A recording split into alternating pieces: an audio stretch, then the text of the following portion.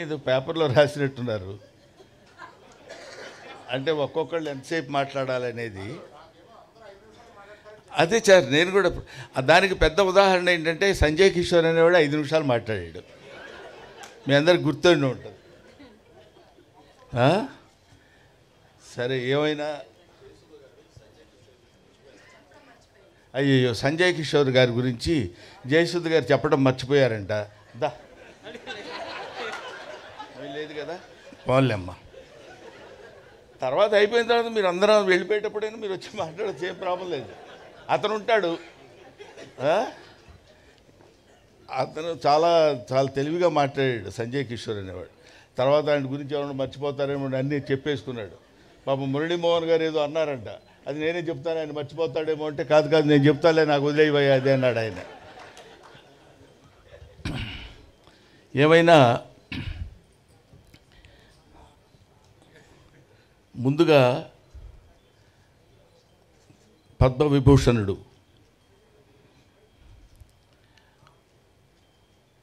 చిరంజీవి గారు ఈ కార్యక్రమానికి రథసారథి ఆయన వచ్చి వెళ్ళిపోవడం అనేది సభలో జరిగేటువంటి అతి సహజమైన విషయం.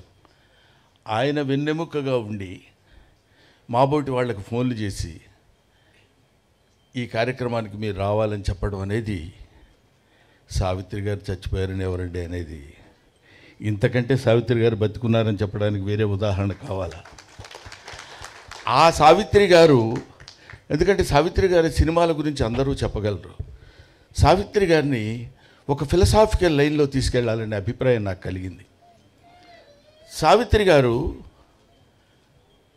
ఎంతమంది కళాకారులు ఉన్నారు?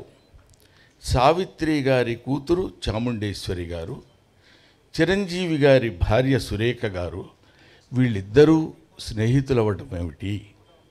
ఈ పుస్తకాన్ని రచించినటువంటి సంజయ్ కిషోర్ ఈ పుస్తక ఆవిష్కరణ చేయాలనేటువంటి ఆలోచన కలిగినప్పుడు ఆవిడ ఎవరి దగ్గరికైనా వెళ్ళి అడిగితే ఎవరైనా చేయొచ్చు.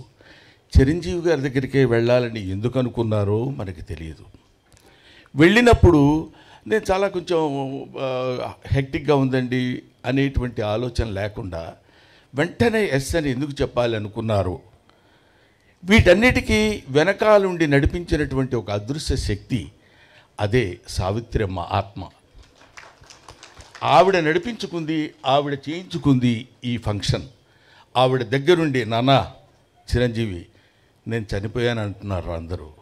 కాదు, నేను బతికే ఉండాలి, బతికే ఉన్నాను అన్న విషయం నువ్వు చెప్తే అందరూ నమ్ముతారు. నువ్వు చెప్తే అందరూ, తెలుగువాడు, తెలుగు మాట్లాడేటువంటి తెలుగు ప్రేక్షకుడు ఎవడైనా నువ్వు చెప్తే ఆనందిస్తారు, నమ్ముతారు. నాన్న నీ చేతుల మీదుగా నా పుస్తకాన్ని ఆవిష్కరించరా అని చెప్పిందేమో అనేటువంటి భావన నాకు కలుగుతుంది. లేకపోతే ఇది అతి సాధారణంగా ఇందాక చాముండేశ్వరమ్మ చెప్పినట్టు, ఇందాక ఆవిడ ఏదో మీ చేతుల మీదుగా జరిగితే చాలు, మీ ఇంట్లోనే ఈ పుస్తక ఆవిష్కరణ ఇలా జరిగితే బాగుండంటే, చిరంజీవి గారు అంటే ఆయన గురించి ఇప్పుడు సభలో చెప్పాల్సింది సావిత్రి గారి గురించి అయినా, సావిత్రి గారి పెద్ద కొడుకులాగా ఆయన గురించి చెప్పాల్సిన విషయం నాకు ఏర్పడింది. ఇప్పుడు ఏదో ఒక మామూలుగా అయితే మా ఇంట్లో జరుగుతుందిలేంటి చేసేద్దాం అనేటువంటిది కాకుండా, సావిత్రి అంటే యునీక్. సావిత్రి అంటే ఒక నట శిఖరం. ఆవిడ గురించి ఒక చిన్న ఫంక్షను, ఎక్కడో ఇంత ఫంక్షన్ పెట్టి అయిపోయింది అని నలుగురు కెమెరాలతో చేసేటువంటిది కాదు. సావిత్రి ఫంక్షన్ అంటే సావిత్రి ఫంక్షన్ లాగే ఉండాలి అంతా. ఎందుకంటే ఆవిడ ఎడం చేత్తో ఎంతమందికి ఎన్ని దానాలు చేశారో, ఎంతమందిని ఆవిడ అంటే నటనాపరంగా తీసి పక్కన పెడదామండి, దాని తర్వాత మాట్లాడుకుందాం. అటువంటి మహనీయురాలైనటువంటి ఆ మహానటి సావిత్రి గురించి ఆయన పెద్ద మనసు చేసుకుని ఇంతమందిని ఆహ్వానించి, ఆయన పిలిస్తే రాకుండా ఎవరు ఉంటారండి? బ్రహ్మానందం కూడా 11 గంటల వరకు ఉంటాడు, అదొక చరిత్ర. కాబట్టి అటువంటి మహనీయుడు తలపెట్టినటువంటి ఈ కార్యక్రమం ఎవరు చేశారు ఇది ఇంకెవడయ్యేవాడు? ఆ సావిత్రమ్మే చేసుకుని ఉంటుందని నేను మనస్ఫూర్తిగా నమ్ముతున్నానమ్మా. అది అందువల్ల ఆ కార్యక్రమాన్ని ఆయన నో అనలేడు. ఇంత అద్భుతంగా ఇంతమంది కలిసి ఇక్కడ చేయగలుగుతున్నారంటే ఆ సావిత్రి యొక్క గొప్పతనం. ఇక్కడ బ్రహ్మానందం నువ్వు చాలా బాగా యాక్ట్ చేసావు, ఇన్ని సినిమాలు చేసావు, నువ్వు ఇంత నటుడివి ఎంత నటుడివి అని అన్నప్పుడు ఎప్పుడన్నా ఒకసారి నిజమైన మళ్ళీ లేకపోతే మళ్ళీ ఎందుకంటారు ఇలాగా చాలా గొప్పవాడేమో నేనని ఫీల్ అవుతున్నప్పుడు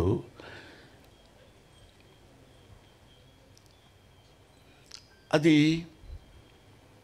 ఆవిడ నటించేటువంటి సినిమాలు ఏదైనా ఒక్క సినిమా అంతా కూడా కాదు, ఒక సీన్ అంతా కూడా కాదు, ఒక ఎక్స్ప్రెషను. ఇందాక పరుచూరి గారు చెప్పినట్టు ఒక ఎక్స్ప్రెషను. డాక్టర్ చక్రవర్తిలో ఒక పాట ఉంటుంది. ఆ పాటలో అమ్మ నటించినటువంటి విధానం చూస్తే ఒక్క సెకండ్లో అంత రొమాంటిక్గా నీవు ఆ పాట ఏంటి, నీవు లేక వీణ నిలువు లేక వీణ పలుకలేనన్నది, నీవు రాదా నిలువలేనన్నది. ఆ పాట ఒకసారి దయచేసి మీ అందరికీ చేతులెత్తి నమస్కారం చేసి చెప్తున్నాను, గూగుల్లో కొడితే వస్తుంది, పాట చూడండి. ఇప్పుడు మేము మహానటులం, మేము చాలా గొప్పవాళ్ళమని బోర్డులు పెట్టుకునే వాళ్ళందరూ ఆ పాట ఒక్కసారి చూస్తే కనువిప్పు కలిగి వాళ్ళల్లో ఉన్నటువంటి నట అహంభావం మొత్తం దద్దలిపోయి పగిలిపోయి ముక్కలైపోయి ఆ తల్లికి చేతులెత్తి నమస్కరించాలనిపిస్తుంది. అది ఆవిడే ఎంతటి గొప్ప నటి అని చెప్పడానికి, అయ్యో ఆవిడ చూడలేకపోయామన్న బాధ కంటే ఇలా చూస్తున్నప్పుడు ఇలా చేయాలా, ఇలా చేస్తే ఇది కదా నటన, ఇది కదా యాక్టింగ్ అని చెప్పినప్పుడు నేను కొంచెం తెలుగు చదువుకున్నవాడు కాబట్టి తెలుగు మాస్టర్గా ఒక విషయం చెప్పాలి. బంబెర పోతన అంటాడు, అంబ నవాంబుజోజ్వల కరాంబుజ శారద చంద్ర చంద్రికాగడంబర చారుమూర్తి ప్రకట స్ఫుట భూషణ రతన దీపికా చుంబిత దిగ్విభాగ శృతి సూక్త వివిక్త నిజ ప్రభావ భవాంబర వీధి విస్తృత విహారిణి నన్ను కృపదూడు భారతి అని కోరుకుంటాడు. ఎవరు? బంబెర పోతన సరస్వతీదేవిని. మన నటీనటులు నటీమణులు నటులందరూ కోరుకోవాల్సింది ఏంటంటే భావాంబర వీధి విస్తృత విహారిణి కాదు, నటనాంబర వీధి విస్తృత విహారిణి సావిత్రి నన్ను కృపదూడు భారతి అని నమస్కరించి ఎక్కడో శిఖరాగ్రం మీద కొన్ని వేల మెట్ల మీద కూర్చున్నటువంటి ఆ మహోన్నతమైనటువంటి నటిని ఎక్కటానికి ముందుగా మొదట కనిపించేటువంటి ఆ ప్రథమమైనటువంటి సోపానానికి నమస్కరించుకుని వెళ్ళాలి. అది ఆవిడ సావిత్రి గారు ఎంత గొప్ప నటి అని చెప్పడానికి ప్రతి వాళ్ళు మనం ఎన్ని చెప్పినా ఒక్కొక్క చూపు. పాండవ వనవాసంలో దిక్ బానిసల కింద అహంభావమా దుశ్శాసన తోడ్కొని రమ్మా బంధకిని అని ఎస్వి రంగారావు గారు గద్దించి అడిగినప్పుడు మిక్కిలినేని రాధాకృష్ణమూర్తి గారు తీసుకొచ్చేసి ఆవిడ అక్కడ నిండు సభలో పడుకోబెట్టినప్పుడు ఆ తర్వాత ఎంతమంది ద్రౌపదిలకు వేశారో తెలియదు కానండి, కృపాచార్యుడిని ఎలా చూడాలో అలా చూస్తుంది, ద్రోణాచార్యుడిని ఎలా చూడాలో అలా చూస్తుంది, దుర్యోధనుడిని ఎలా చూడాలో అలా చూస్తుంది, దుశ్శాసనుడిని ఎలా చూడాలో అలా చూస్తుంది, కృపాచార్యుడిని ఎలా చూడాలో ఒక్కొక్క చూపులో ఒక్కొక్క వైవిధ్యాన్ని కనపడేటట్టు చూసి ఈవిడేనా ద్రౌపది, నిజంగా ద్రౌపది ఈవిడేనేమో అనే భావన కలిగించేటువంటి శక్తి సత్తా ఉన్నటువంటి మహానటి. ఆవిడ గురించి మాట్లాడుకోవటానికి ఇంతకంటే ఇంకేం కావాలి?